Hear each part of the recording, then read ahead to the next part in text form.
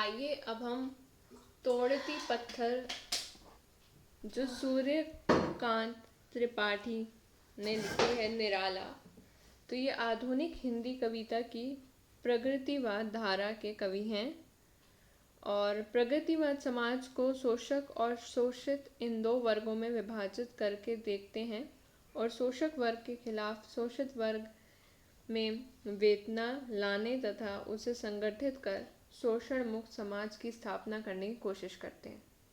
ठीक है, तो ये तो हमारे सूर्यकांत त्रिपाठी जी करते हैं। अब यहाँ पर जो कविता दे रखी है वह तोड़ती पत्थर, हम इसको ज़रा पढ़ेंगे और इसका थोड़ा सा व्याख्या क्या है, सार क्या है, हम समझते हैं। वह तोड़ती पत्थर देखा उसे मैंने इलाहाबाद के पथ पर, वह तोड़ती पत्थर। तब इन पंक्तियों में वे संवेदनात्मक तनाव से बता रहे हैं कि निराला की इस कविता में भाव फलक का पाठ व्यापक है।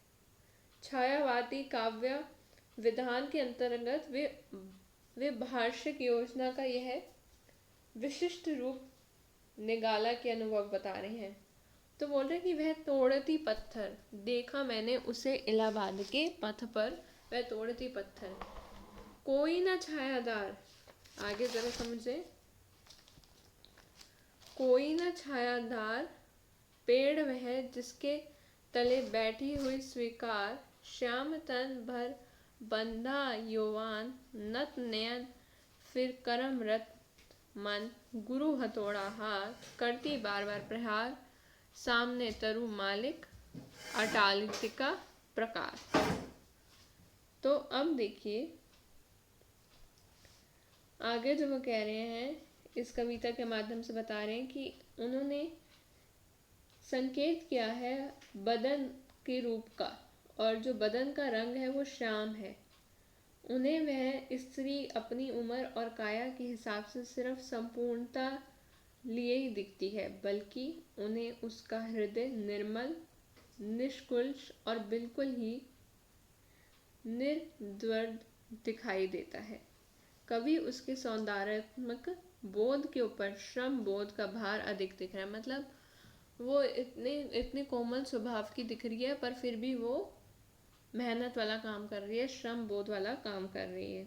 ठीक है, तो निराला, ये जो कविता है, निराला अपनी इस कविता का आरंभ सहानुभूतिक व्यक्तित्व शैली में कर रहे हैं। एक सहानुभूति सी उन्हें हो रही है। आगे देखें जरा। चढ़ रही थी धूप गर्मियों के दिन में, दिवा का तमन्ता रूप, उठी झुलसती हुई लू, रुई ज्यों जलती हुई भू, गर्द चिनगी छा गई, प्राया हुई दोपहर, वह तोड़ती पत्थर। ठीक है, तो एक वो संवेदना पूर्वक जो है दिखा रहे हैं इसको। आगे देखें। देखते देखा मुझे तो एक बार उस भवन की ओर देखा, छीन तार देखकर कोई नहीं देखा मुझे इस दृष्टि से, जो मार खा रोई नहीं, सजा सहज सितार, सुनी मैंने वही नहीं जो सुनी झंझार। एक क्षण के बाद वह काप सुगर ढुलक माथे से गिरे शिकार, लीन होते कर्म में फिर ज्यों कहा मैं तोड़ती पत्थर। यहाँ पर जो उन्होंने बताया है, इधर आप देखिए, इधर जो गुरु हथौड़ा हाथ शब्द का जो प्रयोग किया है वो शक्ति का केंद्र बता रहा है।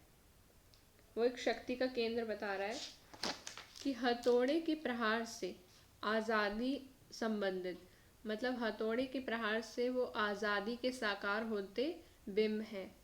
अन्याय से वे मुक्ति चाहते हैं, छुटकारा चाहते हैं। तो गुरु हथौड़ा हाथ करती बार बार प्रहार, सामने तरु मालिका अटहालती प्रकार। तो इस कविता में निराला जो है वो ये दिखाना चाहते हैं कि छायावाद के मंच पर उनकी ख्याति विद्रोही चेतना को वह स्पष्ट कर रहे हैं। मतलब विरोधों का सामंजस्य इस अवधारणा में जैसे विकसित हुआ है, जिसे कवि के समकालीन और प्रसिद्ध समीक्षक रामचंद्र शुक्ल जी ने आनंद की साधना व्यवस्था की उत्तम रचना भूमि का कारक तत्व स्वीकार किया है। तो निराला ने आकर्षक ढंग से एक दूसरे के प्रति जो कि एक दूसरे के प्रतिरोधी दिखाई देते हैं, और यह काव्य स्तर निराला जो है वो इतिहास में एक बहुत ही अच्छा काव्य है, अतुलनीय है।